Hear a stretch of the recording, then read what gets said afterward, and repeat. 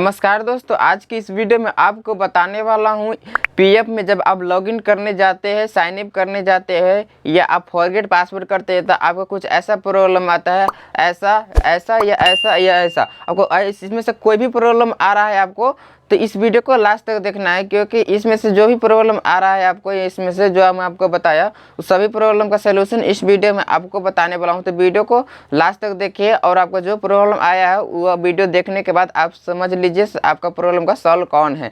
तो मेरा नाम रंजीत कुमार हुआ, मेरा चैनल का नाम रंजीत कुमार टेक्निकल हुआ। हमारे चैनल को सब्सक्राइब नहीं किए हुए तो सब्सक्राइब करके ऑल पर क्लिक कर दीजिए, क्योंकि इसी से रिलेटेड वीडियो मैं लाता रहता हूँ। हमारे फेसबुक पेज पे वीडियो देख रहे थे, फॉलो करके लाइक कर दीजिएगा। चलिए वीडियो स्टार्ट करते हैं। ईपीएफ लिख के यहाँ क्रोम में आने के बाद आपको सर्च कर देना है। सर्च करने के बाद आपको फर्स्ट में जो वेबसाइट मिलेगा उस पर आपको क्लिक कर देना। जैसे मैं क्लिक कर दिया उसके बाद मैं जूम करके इस साइट में जाता हूँ और केवाईसी यहाँ पे एप्लीकेशन मेंबर वाला उस पर क्लिक कर दिया। उसके बाद ये कट वाले पे क्लिक कर दिया। उसके बाद यहाँ पे ईवेन नंबर और पासवर्ड और कैप्चा डाल के लॉगिन कर लेना है। चलिए मैं यहाँ पे पासवर्ड और यूएन नंबर डाल देता हूँ। यहाँ पे देख सकते हैं यूएन नंबर डाल दिया और पासवर्ड में डाल देता हूँ। पासवर्ड कैप्चा डालने के बाद मैं यहाँ साइन इन पे क्लिक कर देता हूँ। तो यहाँ पे देख सकते हैं, इसको मैं हटा देता हूँ। इसके बाद यहाँ पे देख सकते हैं इनवैलिड, यहाँ पे क्या लिख रहा है देख सकते हैं, इनवैलिड यूजर नेम और पासवर्ड यहाँ पे लिख के आ रहा है। आपको भी ऐसे आ रहा है। हम इसको फॉरगेट करेंगे तो यहाँ पे यूएन नंबर और पासवर्ड डाल के और कैप्चा डाल के मैं यहाँ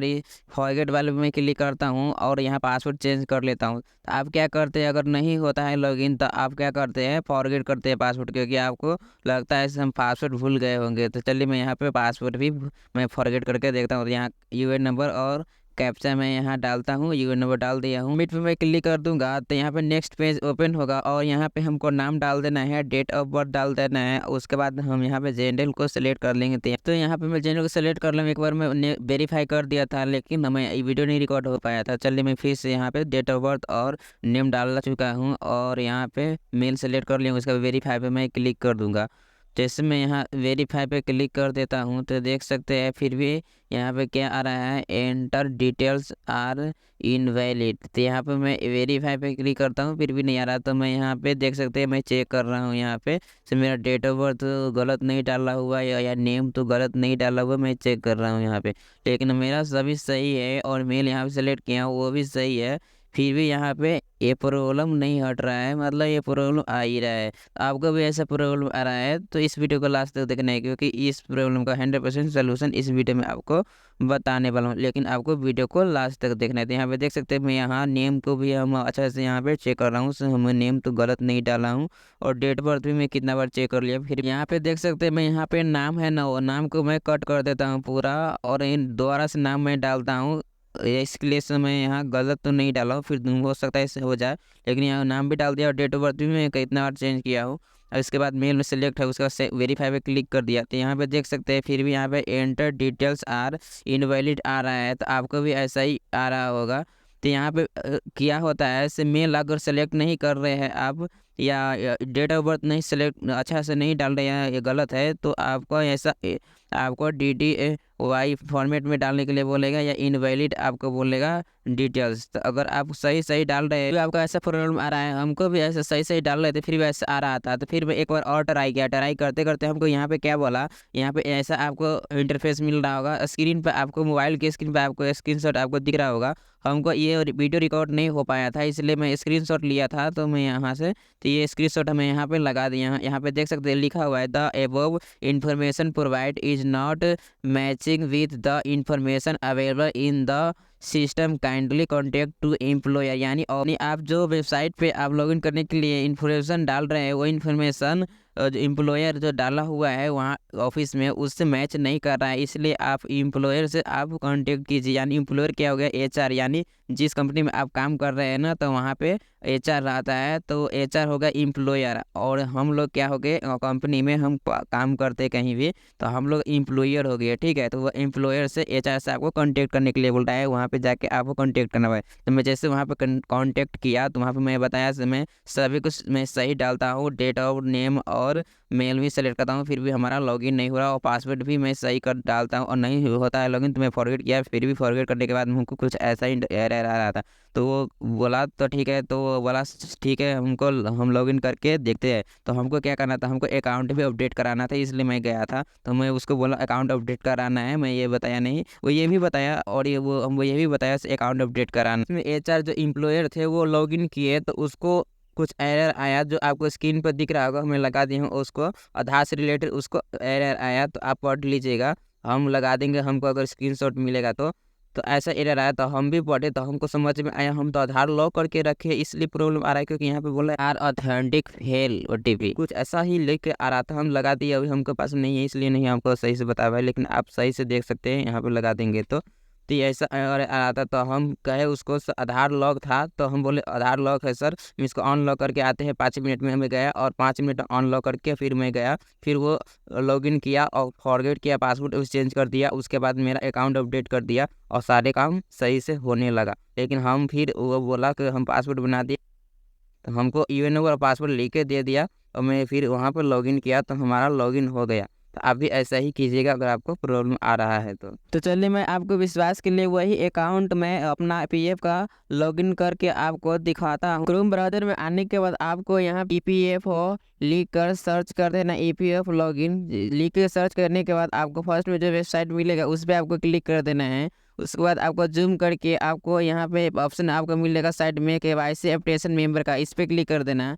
जैसे इस पर क्लिक करेंगे और क्लिक करने के बाद आपको यहाँ पे यूएन नंबर, पासवर्ड और कैप्चा डाल के लॉगिन कर लेना है। तो चलिए मैं यहाँ लॉगिन करके आपको दिखाता हूँ। तो मैं यूएन नंबर, पासवर्ड और कैप्चा डाल दिया हूँ। डालने के बाद मैं यहाँ पे साइन इन पे क्लिक कर देता हूँ। जैसे मैं यहाँ साइन इन पे क्लिक कर दिया तो यहाँ पे देख सकते हैं सक्सेसफुली यहाँ पे ये नेक्स्ट पेज ओपन हो चुका है, क्योंकि अब लॉगिन करने जाएंगे तो यहाँ पे OTP डालेंगे, उसके बाद ही आप लॉगिन कर पाएंगे। तो यहाँ देख सकते हैं यहाँ पे OTP आ चुका है। यूएन और पासवर्ड डाल के मैं क्लिक करता तो यहाँ पे ऐसा इंटरफेस आता, फिर इसमें यूएन नंबर और कैप्चा डाल देता, उसके बाद क्लिक करता तो ऐसा आता। तो मैंने यहाँ पे फिर डिटेल में इस सबमिट करता, मतलब इसमें डिटेल डाल के उसके बाद वेरीफाई पे क्लिक करता तो वो नेक्स्ट पेज ओपन होता है ना, OTP डालने वाला वो नहीं हो रहा। यहाँ पे नाम और मेल सेलेक्ट कर लेते हैं, डेट ऑफ बर्थ डाल देते हैं, सही से डालते हैं, फिर भी आप क्लिक करते हैं तो आपका OTP वेरीफाई पे क्लिक करते हैं तो आपका इंटर डिटेल्स इनवैलिड आपको आता है, तो OTP भी नहीं आता है। तो OTP क्यों नहीं आता, हो सकता है आपको डिफरेंट एरर आए।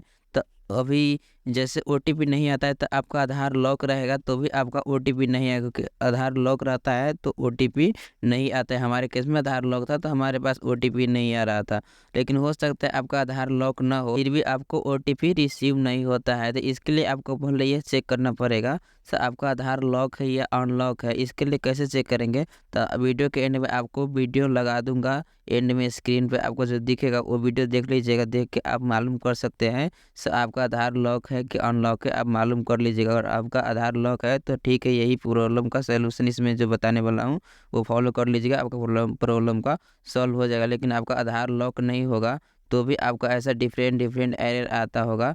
तो बहुत आदमी का ऐसा डिफरेंट एरर आ रहा था, जैसे स्क्रीन पर आपको दिख रहा होगा, या हमको नहीं स्क्रीनशॉट मिलेगा तो भी आपको आ रहा होगा ऐसा डिफरेंट एरर। तो आप देख लीजिएगा, और वैसा आपका OTP नहीं आ रहा है तो ये टेक्निकल प्रॉब्लम हो सकता है, क्योंकि EPF ने 2 घंटा पहले ये जैसे ये प्रॉब्लम आ रहा था जिन लोगों का वो ये ट्वीट किया, बहुत लोगों ने ट्वीट किया से हमको ये प्रॉब्लम आ रहा है, इस प्रॉब्लम का सॉल्यूशन बताइए, हमको ये प्रॉब्लम क्यों आ रहा है। EPFO ने ट्वीट करके बताया सो ये प्रॉब्लम का सलूशन क्या है, ये प्रॉब्लम क्यों आ रहा है, आपको स्क्रीन पर दिख रहा होगा, ये ट्वीट किया था 2 घंटा पहले, आप देख सकते हैं। Here member all service utilises Aadhaar authentication will remain impacted due to technical maintenance of Aadhaar setup of EPFO inconvenience cases is deeply regretted। इसका मतलब यह हुआ प्रिय सदस्य EPF के आधार सेटअप के तकनीकी रख रखाव के कारण आधार प्रमाणीकरण का उपयोग करने वाली सभी सेवाएं प्रभावित रहेगी। असुविधा के लिए अफसोस है।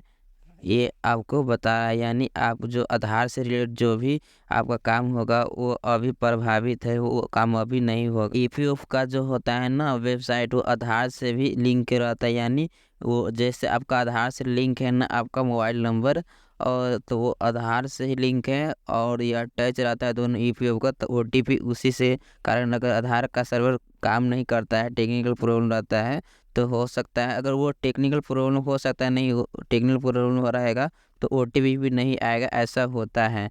इसलिए आपको समझना चाहिए, अगर ऐसा है तो आपको कुछ दिन आपको वेट करना है, 2 घंटा 3 घंटा वेट करना है, या आपको सुबह में या नाइट को 12 बजे के बाद आपको ट्राई करना है, या सुबह में आपको ट्राई करना है, या 1 हफ्ता के बाद आप ट्राई कीजिएगा तब हो जाएगा आपका। पहले क्या होता था, सबसे पहले ओटीपी नहीं डालना पड़ता था, पहले ईमेल नंबर पासवर्ड और कैप्चा डालने के बाद साइन इन पे क्लिक करते थे और लॉगिन हो जाता था, लेकिन अभी नहीं हो रहा है। अभी आप जब कैप्चा डालेंगे, यानी आप ईमेल नंबर और पासवर्ड और कैप्चा और डाल के उसके बाद साइन इन पे क्लिक करेंगे तो आपको ओटीपी वहाँ पे रिसीव होगा। उसके बाद आप ओटीपी डालेंगे तभी आपका लॉगिन होगा, अगर आप ओटीपी नहीं डालेंगे तो आपका लॉगिन नहीं होगा। इसलिए आपको अब ओटीपी डालना ही पड़ेगा। अगर आपको ओटीपी वहाँ पे साइन इन पे क्लिक कर दिए, उसके बाद अब प्रोसेस जो होता है इंटरफेस आपको जो बताया, उसके बाद आप सबमिट पे क्लिक करके उसके बाद वेरीफाई पे क्लिक करते हैं, उसके बाद ओटीपी वाला ऑप्शन आता है। आप देख सकते हैं 5 मिनट का वैलिडिटी यहाँ पे दिखा रहा है, यानी ओटीपी आपको 5 मिनट के अंदर में आपको रिसीव हो जाता है। अगर नहीं होता है तो उसके बाद आपका ओटीपी नहीं आएगा। 5 मिनट कर दिया है तो 5 मिनट के अंदर में आपको ओटीपी अगर रिसीव नहीं होता है, आप ट्राई बार बार कर रहे हैं और नहीं हो रहा है आपको, यानी आपको ये वाला ऑप्शन दिखाया लेकिन आपको ये वाला ऑप्शन ही नहीं देगा, यानी आपको वेरीफाई पे क्लिक करेंगे। उसके बाद अगर आपको ओटीपी रिसीव ही नहीं हो रहा है, आ ही नहीं रहा है, डालने का आपको ऑप्शन ही नहीं आपको मिलेगा। आपको पहले वेरीफाई वाला का आपको जो है उसको आपको पहले प्रॉब्लम का सॉल्व करना पड़ेगा। अगर आपका प्रॉब्लम नहीं सॉल्व होता है तो आपको क्या करना है, आपको ईपीएफ का जो होता है, आप कंपनी में जो काम कर रहे हैं ना उस कंपनी के ऑफिस में जाके आपको एचआर से कांटेक्ट करना है। मैं यहाँ तो ये ओटीपी मेरा है कितना है, यहाँ पे 109909 है, 109909, 109909। इसके बाद मैं सबमिट पे क्लिक कर देता हूँ। जैसे सबमिट पे क्लिक करेंगे तो यहाँ पे बोल रहा है से इनवैलिड कैप्चा, तो मैं कैप्चा यहाँ गलत डाल दिया था, तो मैं चलिए मैं कैप्चा सही सही फिल कर लेता हूँ सही से।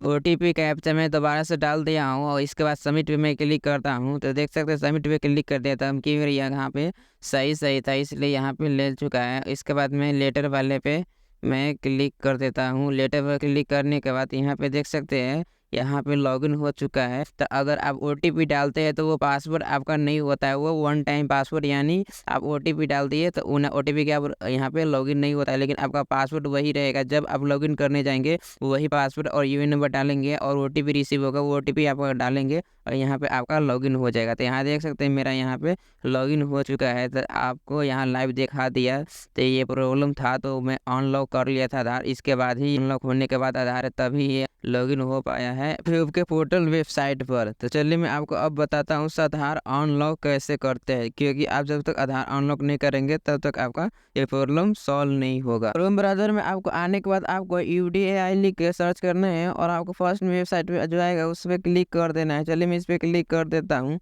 जैसे इस पर क्लिक कर देंगे उसके बाद ऐसा इंटरफेस मिलेगा। आपको इंग्लिश भाषा सेलेक्ट कर लेना, आपको जो भी आप कंफर्टेबल हो भाषा में वो भाषा आप सेलेक्ट कर लेना। मैं इंग्लिश यहाँ से सेलेक्ट कर लिया।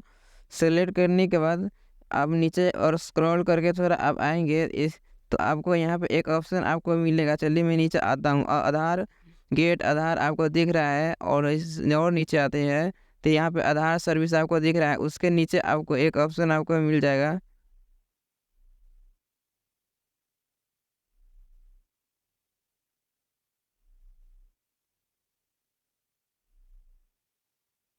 तो नीचे आएंगे तो आपको यहाँ पे देख सकते हैं लॉक ऑन लॉक बायोमेट्रिक आपको दिख रहा है, तो आपको इस पर क्लिक कर देना है। इंटरफेस मिलेगा तो आपको ऊपर की ओर स्क्रॉल करना है और नीचे आ जाना है, और नीचे आएंगे तो आपको यहाँ पे एक लॉक अनलॉक आधार का ऑप्शन मिलेगा, उस पर क्लिक कर देना। जैसे इस पर क्लिक करेंगे तो आपको जैसे इंटरफेस मिलेगा तो आपको लॉक अनलॉक आधार आपको दिख रहा है, इस पर क्लिक करना। इस पर क्लिक करने का ऐसा इंटरफेस मिलेगा। अभी आपको यहाँ पढ़ सकते हैं, आपको आधार अनलॉक लॉक करने का यहाँ पे प्रोसेस बताया गया है। इसके बाद आपको नेक्स्ट पे क्लिक कर देना है। चलिए मैं कर दिया। उसके बाद आपको यहाँ पे एंटर वर्चुअल आईडी आपको यहाँ पर डाल देना। इसके पहले आपको अनलॉक आधार आपको दिख रहा है, उसको आपको सेलेक्ट कर लेना है, क्योंकि आपको आधार अनलॉक करना है। अनलॉक आधार में सेलेक्ट कर लिया, उसके बाद यहाँ वर्चुअल आईडी में डाल देता हूँ। तो 16 डिजिट का वर्चुअल आईडी आपको यहाँ पे डाल देना है। 16 डिजिट का वर्चुअल आईडी कैसे मालूम करेंगे, अगर आपको मालूम नहीं है तो आपको क्या करना है, 1947 पे आपको RVID कैपिटल लेटर में आपको लिखना है, उसके बाद एक स्पेस देकर, और वहाँ पे आपको अपने आधार कार्ड का 4 डिजिट नंबर, लास्ट का 4 डिजिट नंबर आपको डालना है। उसके बाद 1947 पे आपको सेंड कर देना है। तो यहाँ पे देख सकते एग्जाम्पल के आपको यहाँ पे बताया है, तो आपका आधार नंबर के लास्ट में जो डिजिट होगा वही यहाँ पे 4 डिजिट डालिएगा। यहाँ पे मैं एग्जाम्पल देके आपको बताया हूँ, और उसके बाद आप 1947 पे आप सेंड कर दीजिएगा। उसके बाद आपको कुछ समय वेट करेंगे, उसके बाद 10 मिनट के अंदर में या 2 मिनट में या उसी टाइम आपको मिल जाएगा आपको वर्चुअल आईडी। इसके बाद आपको यहाँ वर्चुअल आईडी डाल देना है। तो मैं यहाँ वर्चुअल आईडी डाल के, और OTP आएगा, देख सकते थे यहाँ OTP भी आ चुका है। सेंड पे OTP क्लिक कर दिया था तो OTP आ गया। मैं यहाँ OTP डालूंगा, और OTP डालने के बाद यहाँ पे डालने के बाद सबमिट पे मैं क्लिक कर दूंगा। तो आपको भी वर्चुअल आईडी कैप्चा आपको सही सही डाल देना। वर्चुअल आईडी कैप्चा डालने के बाद आप सेंड OTP पे क्लिक कर देना। सेंड OTP क्लिक करने के बाद OTP आएगा, तो OTP डाल दीजिएगा। OTP डालने के बाद आपको I understand that after unlocking my आपको दिख रहा है, उसको टिक कर देना है। टिक लगाने के बाद आपको सबमिट पे, जैसे सबमिट पे क्लिक करेंगे तो आपका आधार अनलॉक हो जाएगा। चलिए मैं वेट करता हूँ। वेट करने के बाद कुछ देर के बाद आपको यहाँ पे आधार अनलॉक हो जाएगा। तो देख सकते हैं your Aadhaar has been unlocked successfully. ये वीडियो आप देख के आपको समझ में आ गया सो आधार अनलॉक कैसे करते हैं, तो आपका प्रॉब्लम सॉल्व हो गया। अगर आपको समझ में नहीं आ रहा है तो आधार अनलॉक कैसे होता है, आपको सही से नहीं समझ में आ रहा है, तो आपको क्या करना है, आपको ये वीडियो के एंड में स्क्रीन पर आपको दिख रहा होगा एक वीडियो टेक्निकल एक्सेशन प्रॉब्लम के बारे में, उसमें मैं बताया हूँ, और उसमें डिटेल्स में बताया हूँ उस प्रॉब्लम के बारे में भी, और आधार अनलॉक कैसे करते हैं आसान तरीका बताया हूँ। वो वीडियो देख लीजिएगा, आपका प्रॉब्लम सॉल्व हो जाएगा। आई होप आपको वीडियो अच्छा लगा हो तो लाइक कर दीजिएगा, सब्सक्राइब कर दीजिएगा। नेक्स्ट वीडियो में मिलते हैं। जय हिंद।